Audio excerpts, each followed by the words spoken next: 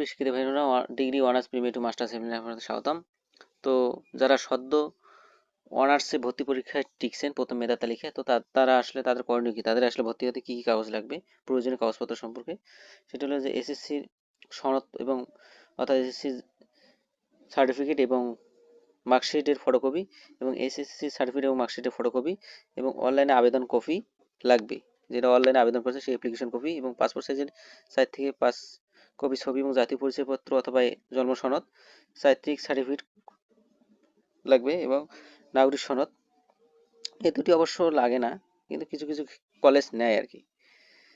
তো কোনো যদি কোডা থাকে তো সেই কোডার কাগজ লাগবে। তারপর যেটি করতে হবে যে আপনারা যে মানে কলেজে ভর্তি হওয়ার জন্য যে টাকা দেবেন সেই টাকার রসিদটি লাগবে। অনলাইন হলে অনলাইন পেমেন্টের রসিদ লাগবে। আর সর্বশেষ পাশকৃত প্রতিষ্ঠান থেকে প্রশংসাপত্র লাগবে। অর্থাৎ আপনারা যেহেতু এইচএসসি পাস করে আবেদন করেছেন, তো এইচএসসি পাশের কলেজ থেকে আপনাদের একটা প্রশংসাপত্র নিতে হবে। তো জাতীয় বিশেষ সকল আপডেট দ্রুত পেতে আমাদের পেজটি ফলো দিন। সবাইকে ধন্যবাদ।